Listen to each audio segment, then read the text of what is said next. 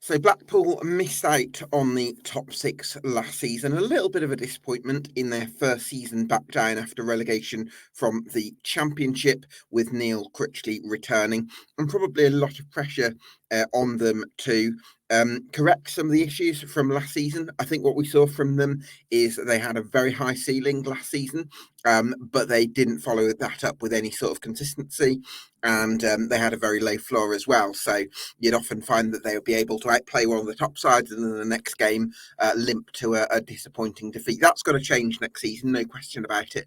But they've got to replace star loanee Karamoko Dembélé as well. So lots to do for Blackpool. Are they ready to challenge for promotion this season in an increasingly competitive League One? That's what we're going to discuss on this Summer Deep Dive.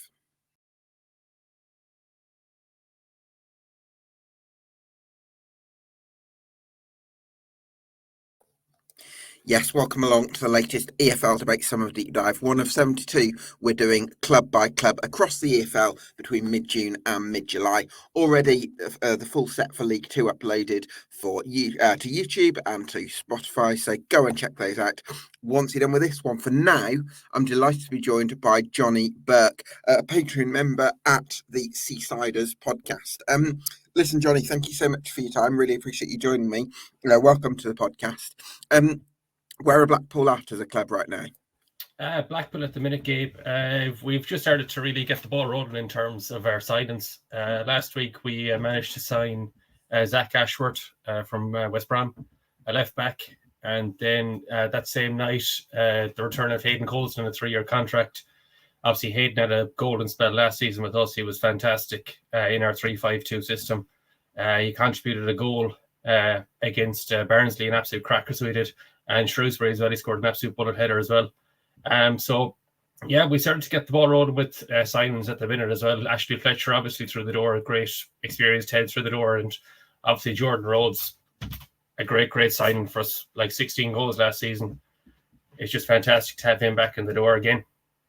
Yeah, do you know what? I'm going to start with Jordan Rhodes because I can see how it's a benefit to have a real poacher, a proven goal scorer, and absolutely he's going to be very clinical at this level. At the same time, Jonny, there's part of me that thinks, if I think of the Neil Critchley side from the 2021 season, I think of Ellis Sims, for instance, who was this kind of raw centre forward who loved to get at defenders, and you were a very good pressing side that season. Whereas I don't know that Jordan Rhodes at this stage of his career can really do that. So is there a concern for you that, let's say you play Jordan Rhodes and Ashley Fletcher up top, that you miss somebody a bit more in the Shane Lavery mould, someone that's going to hassle and harry defenders all game? Yeah, you could have that kind of aspect as well, Gabe. But as well, Kyle Joseph as well is able to do that role as well. So he's well able to do the pressing for Jordan Rhodes. Even Jake Beasley is at times is able to do it as well. So he is. So yeah, his age will probably catch up on him. So well, 36 now. So he is. So he's not a spring chicken, as you'd say.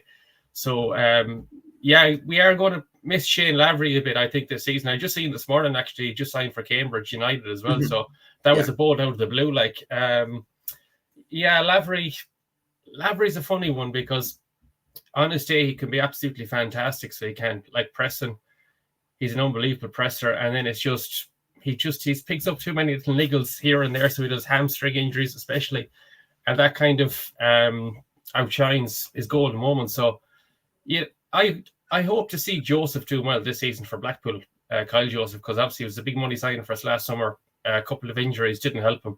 So I think if he gets in form again, he can form a good partnership, I think, with Jordan Rhodes. But I think realistically this season, I think you're going to see Ashley Fletcher and Jordan Rhodes as the two up top, with Critch obviously trying to stay with the 3-5-2 system, which he's already said that he's going to stay with it again. Mm-hmm. Yeah. What do you think? What do you think? There's a world where Kylian Kouassi could come in and have a big season? I think there were a couple of games last season where I think Reading at home might have been one of them, where he had a brilliant game and showed that raw energy that he can bring to the table can make a difference alongside a more experienced striker like Jordan Rhodes.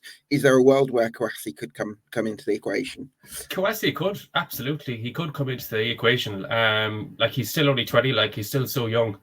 But like that day against Reading, when himself and Rhodes are up top, like, he was just a little wrecking ball up top there, so he was.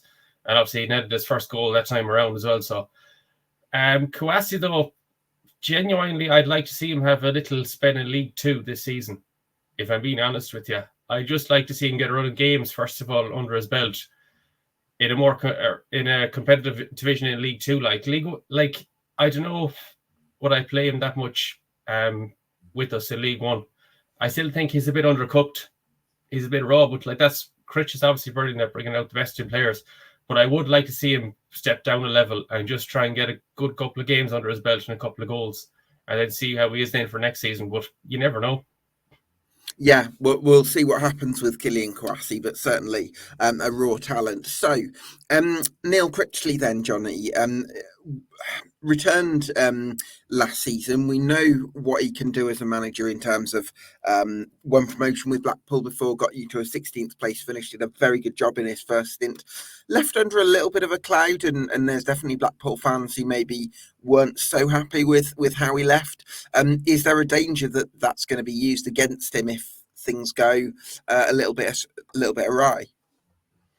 I think, Gabe, I think a lot of fans have just kind of accepted him back at this stage now, so they have.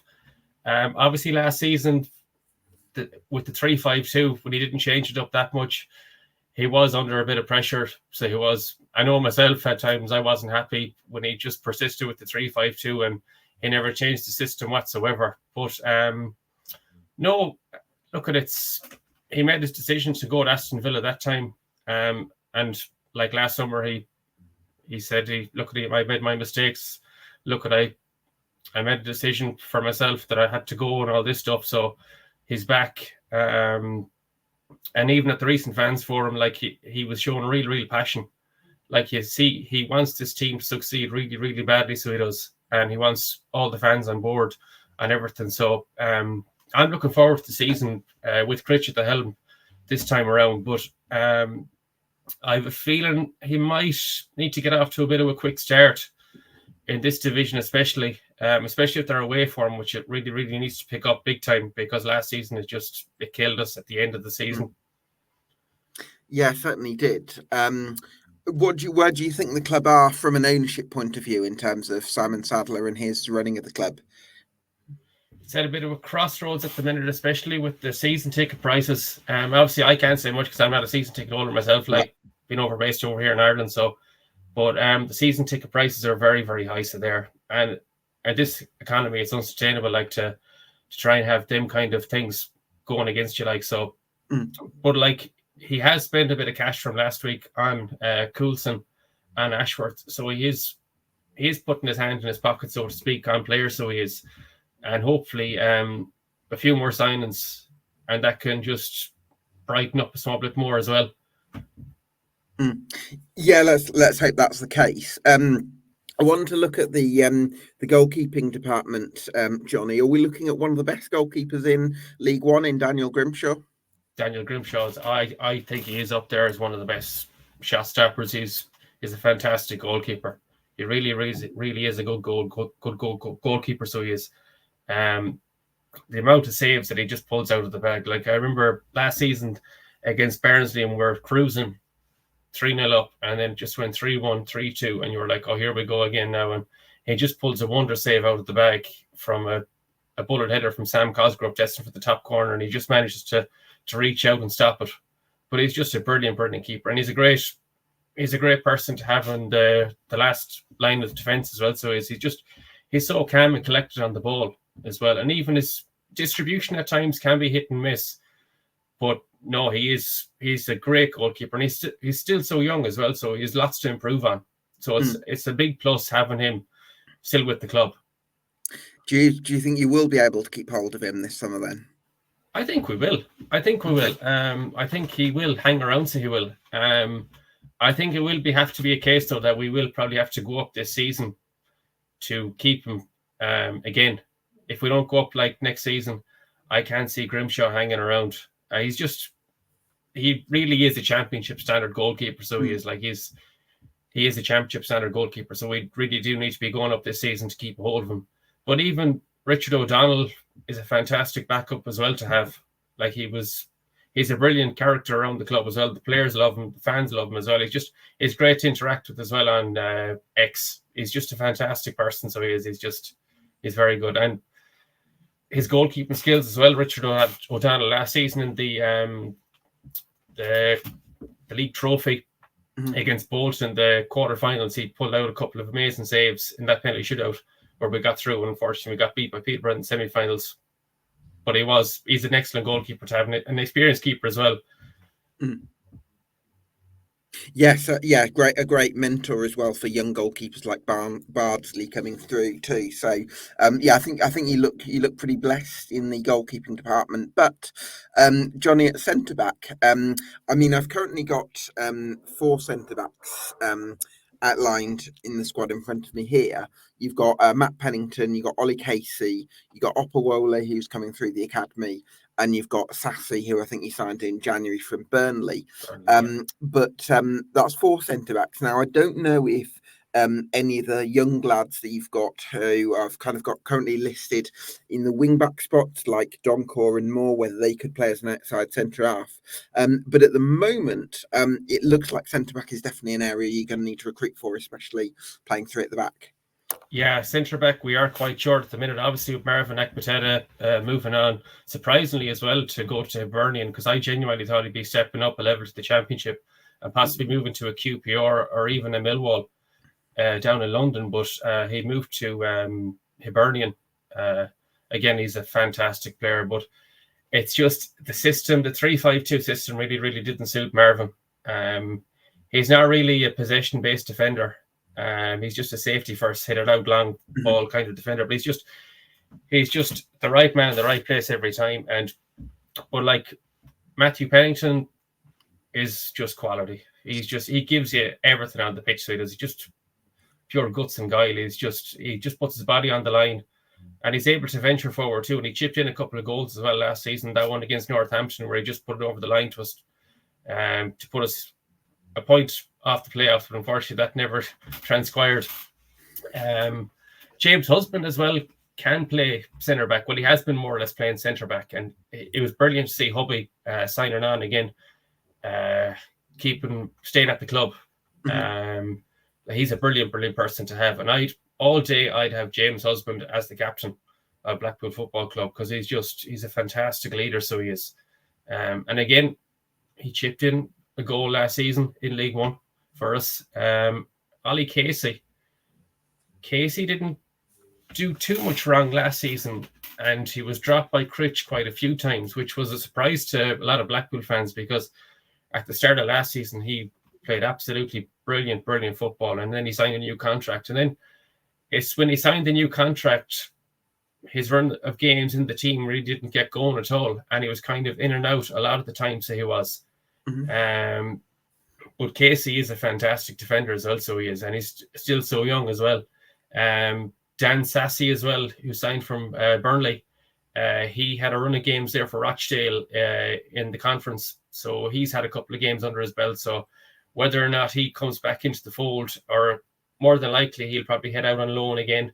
Ideally, I'd like to see him go to a League 2 club this time instead of going to a conference team. Now, there's nothing wrong. Rochdale they're a good team, like so.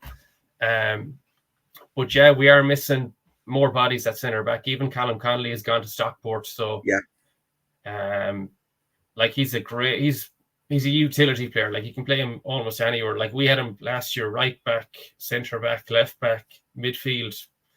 You could have the man anywhere. So but no, we definitely do need to strengthen in centre back. I think there was a player we were linked with there towards the end of January, Joe Lowe from Wickham. He'd be a very, very good signing. So he's a big, tall man. So he is, and he can play with the ball at his feet. he'd definitely be someone I'd be looking to try and get in. But again, it's down to a financial situation again. Well, I think the problem you have there, Johnny, is I believe Joe Lowe's now at Wickham permanently rather than at Bristol City. So, and the problem you've got with that is Wickham now have a Kazakhstani billionaire owner, so they're not really going to be wanting to sell their best players. So, especially to a sort of someone.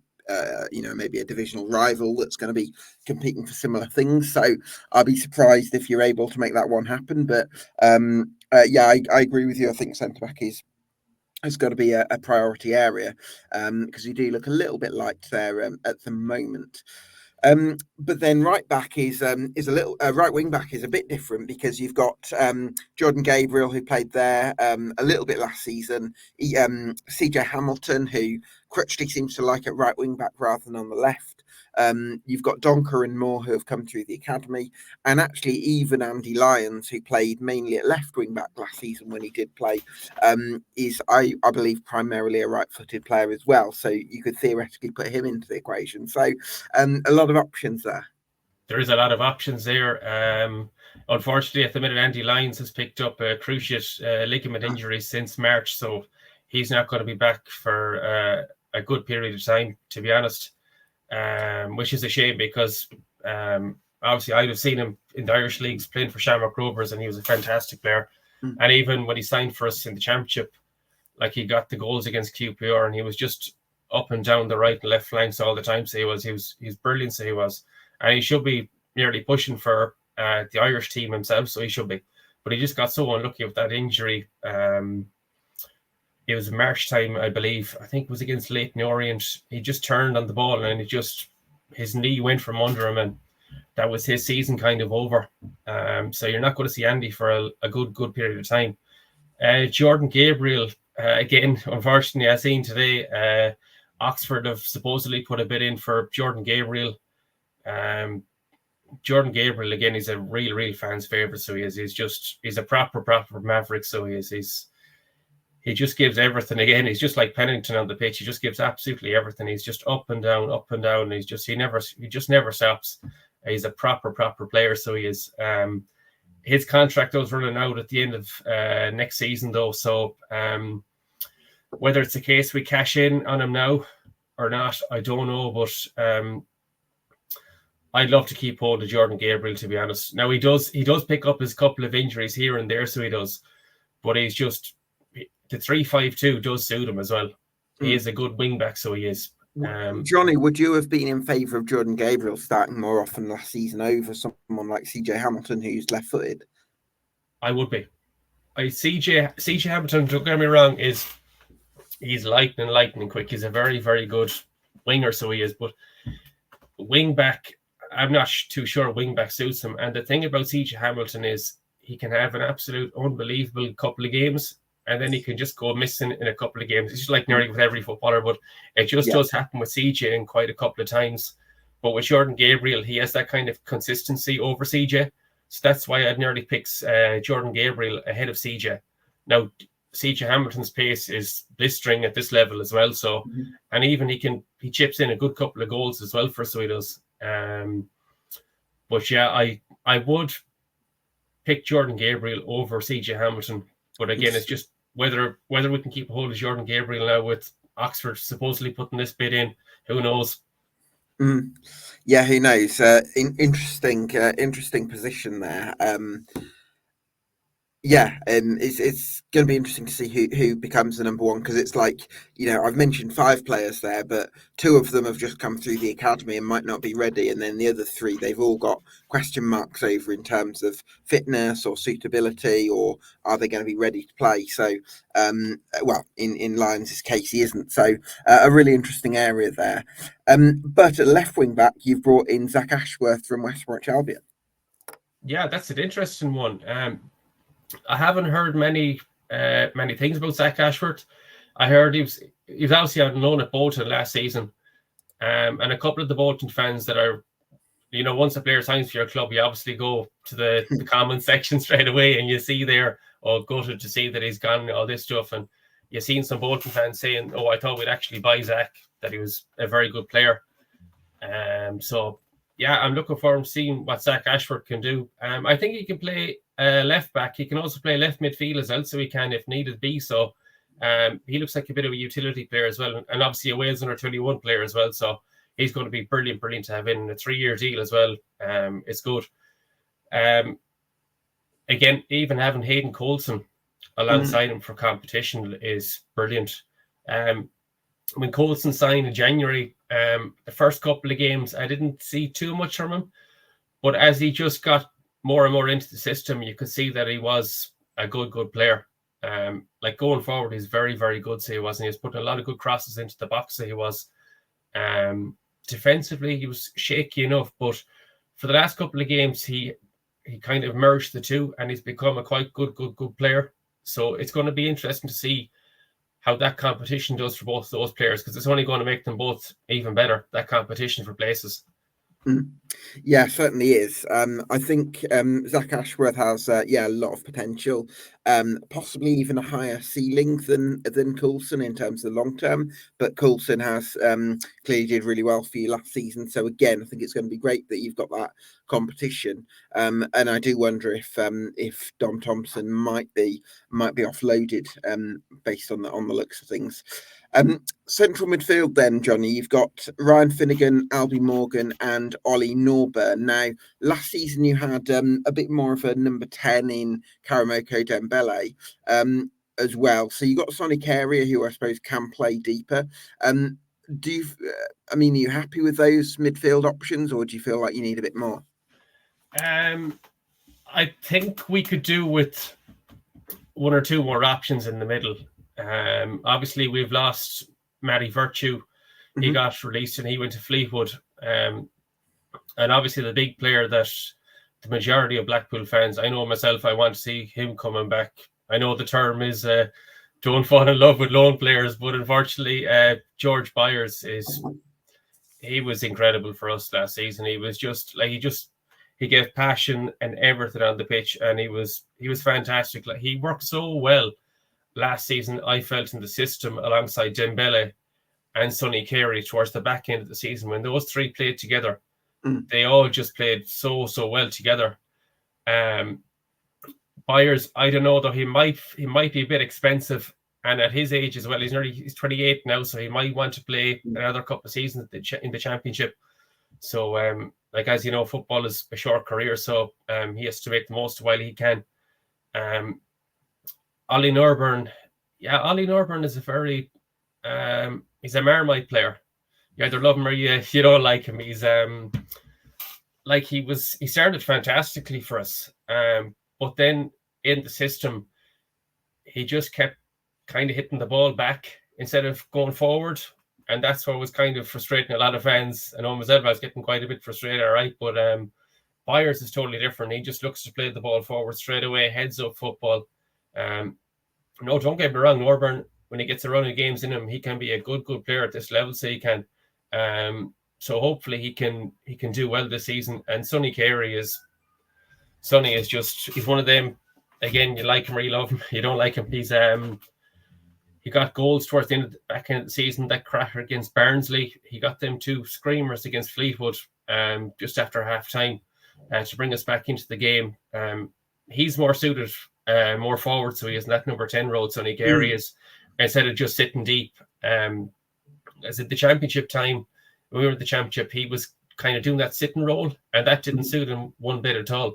Right. He's more suited to play forward and beyond the end of shots, have a go. But Jonny, do you think he's good enough to replace somebody like Dembélé, who was just so good in terms of that one-touch link-up play? Do you have the same amount of quality as somebody like that? Genuinely, Gabe, I don't think so. It's going to be very, very difficult to replace Karamoko Dembélé. 8 goals and 13 assists is remarkable. Like, for his first kind of big season back in England again. Sonny Carey is fantastic, but I just don't think he has the level of armory, trickery wise, that kind of a Dembélé player has. Like, he's a better shooter than Dembélé, but he isn't as tricky as Dembélé. It's going to be very, very hard to replace Dembélé, but you never know. Critch might see Robbie Apter as the solution to that problem. Yeah, I was going to say, I think Rob Apter is a bit more of a ball carrier than maybe Dembélé. Dembélé, I think, was like really good with like one-touch combination play and slipping people through. Apter can do, I think, a bit of that, but I think he's a really good ball carrier. But at Tranmere Rovers, he played on the right wing in a 4-2-3-1, 4-3-3, whatever. But I think for Blackpool, it's because it's a 3-5-2. I'm not sure he's going to suit a wing-back role, a bit like CJ Hamilton. So, I mean, Tranmere fans seem to think that the 10 would be a better role for him in a 3-5-2 or 3-4-1-2. But I don't know if it'd be ideal, because I think he's probably going to be better in those wide areas where he can take people on and create things that way. Yeah, he did play a lot of football on the wing last season for Tranmere, and obviously getting the League Two Young Player of the season. And I think was it 12 goals, and I think it was 6 assists he got as well. So he had a really golden patch there in League Two last season. But again, it's just a case of whether Critch wants to play him in that number 10 or that Dembélé role, because the wing back role won't suit Rob Apter. It won't suit him. If we did go back to 4-4-2, which I'd love to see us back playing 4-4-2 again, to be honest, it'd suit him, I think, to the ground, the 4-4-2, having him on the wing in his more natural position, because I think I have a feeling the 3-5-2 just might kind of stifle him. And I hate saying that, but I think it might stifle him. Mm-hmm. Interesting. Yeah, we'll see. It's going to be interesting. If you can find a role that suits Rob Apter in your system, then I think there's every chance that he can become one of the top players in the league. But we'll have to see. So, Jonny, talk to me about the expectations for Blackpool this season. Do you see top six as a target rather than an expectation? Would it be a bad season if you're not able to finish in the top six? I think it would be a bad season, to be honest, Gabe.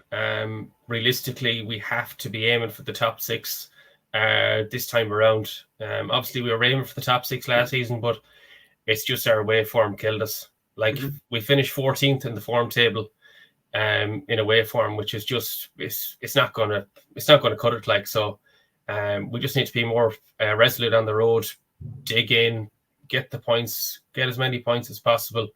But the top six has to be the aim. With especially the quality of players that we've already brought in, the likes of Jordan Rhodes, Ashley Fletcher. Like, I know he's played a lot of football in the Championship, not much in League One, other than that, just that spell with Barnsley. But I think with the quality of signings that we are kind of making at the minute, I would be disappointed if we didn't finish in the top six, to be honest. So yeah, I think we have to kind of aim that high this season. There's no point. There's no point of selling ourselves short, just saying, oh, we'll just finish in the top 10. So no, we have to aim for the top six. It would be a disappointing season. Okay, so top six is very much the expectation then. So if we were to look at how close you are to a starting 11 that's good enough for the top six, obviously, you know, it's a bit more nuanced than that, because the depth, there's injuries could happen and all that kind of thing. But let's focus on the best 11. I think we can agree, Jonny, that Dan Grimshaw is easily good enough for a top six side. Absolutely, yeah. Would you go with Pennington, Casey? Which from Pennington, Casey, and Husband would you be happy with the best 11? Would you take all of them, or how? Well, when we're sticking with that 3-5-2 system, that has to be our three at the back kind of way. Yeah. I think that'll be our three centre backs, whatever happens. Do you think they're all good enough for a starting for a top six side? I think they are. I think Ollie Casey he's unbelievable talent in his locker, so he has. Pennington and Husband had that experience as well. So I think most sides in the top six in League One would take Casey, Pennington, and Husband in their starting 11s.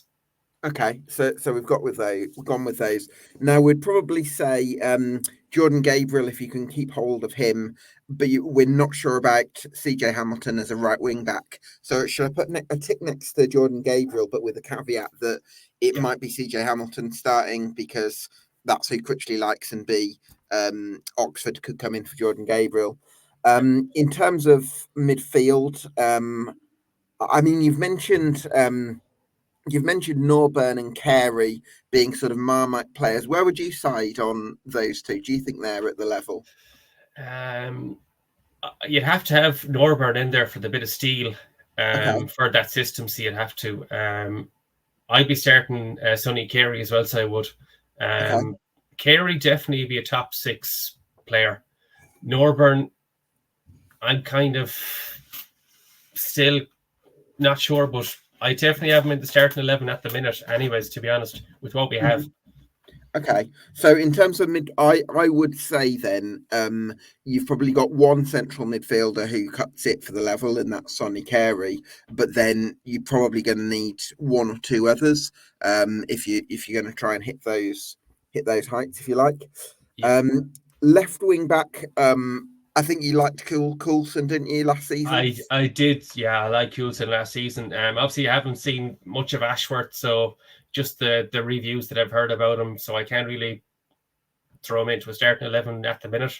So I definitely give Coulson the nod for the starting.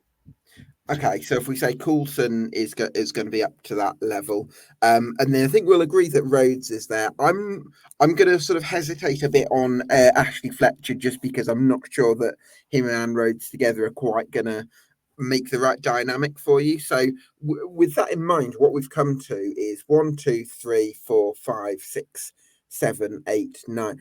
Okay, so we think that you've got 9 players who could start for a top 6 side, and you're probably going to need another 2 or 3 for the starting 11 if you're going to meet your ambitions. So does that sound about right to you? Yeah, that sounds right to me. Yeah, it does. Okay, so yeah. Again, with Rob Apter, I'd love to have him in that starting team, but I think this system it mightn't suit him. That's my only worry with it. And it's just a shame because I'm looking forward to seeing Rob Apter playing this season for Blackpool, to be honest, for what he did last season, and even his loan spells at Bamber Bridge, and even with Scunthorpe. So, yeah, I don't know. I hope he plays, but we'll see. We'll see at the start of the season, and obviously, fingers crossed, George Byers, if we can try and get him in, that'd be just fantastic. That would make a huge difference, wouldn't it? That'd be a massive difference. Yeah. So 2 or 3 players short in terms of the best 11, and then a couple of areas as well where you're going to need a bit more depth too, in terms of numbers. So yeah, it's looking like a bit of an imbalanced squad actually, because you've got areas like centre back and midfield where you're a bit short on numbers, but then you've got areas like the striker position, for instance, where you've got lots of strikers, and left wing back as well as an area where you kind of sport for choice. So yeah, need to sort of even the squad out a little bit, but plenty of time to do that between now and the end of the window. Jonny, what's the biggest reason to believe then for you that Blackpool will meet their ambitions this season? I think it's just another kind of season with Critchley at the helm, and another pre-season with this 3-5-2 system at our disposal. The players that we've kept will know this system now a lot better. Obviously, the division has got a lot tougher with the likes of Birmingham coming down, so they're going to be opening up the cash checkbook. The checkbooks are there, so to speak. Even Huddersfield bringing in Michael Duff. Charlton are going to spend money. Obviously, you've got your Wrexhams, Stockports, Stockports. But no, I think with another season of the 3-5-2, we can do something. But it's just if we can keep our level of consistency together, we'll have a great chance of getting into that top 6. But it's just if we do fall short on the road against teams that we should be kind of beaten. If that happens again, look, we could be having this conversation here again next season, thinking what could have been. So I'm hopeful that we can do it. As I said, just get in one or two more bits of quality, and gel everything for pre-season, and then go from there. Crawley the first day of the season ready to go. So fingers crossed we can get off to a fast start. Yeah, absolutely. You've kind of answered my next question there, which is the biggest reason for doubt. Is it consistency in away form for you? It is consistency in the away form, yeah. Too many times, Tuesday night games, we felt we were going to win, and then it's just nothing. we just fell short over and over again, and that it killed us. Like, so, Yeah. Especially that kind of Christmas period as well, where we just beaten Bristol Rovers, and then on Boxing Day we got beaten by Burton, and then we got beaten by Port Vale 3-0 away from home. So that kind of, it stopped it again, and then our home form picked up, but then losing to Stevenage away kind of it upset the apple cart again. So it would be my kind of concern. But if we can get a couple of away wins under our belt, a bit of confidence flowing, hopefully that'll even itself out. Mm-hmm. Okay, well, let's wait and see whether it all comes together. So too early for a prediction, Jonny, I think, but give me a number between 1 and 10 to denote your level of optimism that your ambitions are going to be realised. 5. 5. I'll say 5. I'll say 5. I don't think we're going to get the top 2. I think Birmingham and probably Huddersfield will probably get the top 2. But if you give me 5th or even 6th at this moment in time, I'd snap your hand off. So I would. But I will say 5. Okay. That'd be my place that I'd be aiming for, anyways. So 5 out of 10 in terms of optimism. Okay. Well, sorry. Oh, I thought you meant place wise. No. Oh, sorry. No. So that's. Sorry. No, optimism, Gabe. At the minute, 7 out of 10. 7 out of 10. There you go. Perfect. Jonny, thanks so much for your time. It's been great to get your insight. If you've enjoyed this podcast, please do subscribe on YouTube and on Spotify. Drop us a comment on YouTube. Let me know how you think Blackpool are going to get on next season. On Spotify, you can drop us a review as well. Those are always greatly appreciated, especially the positive ones. Thanks so much for watching. This has been the EFL Debate Summer Deep Dive on Blackpool. We'll see you again very soon.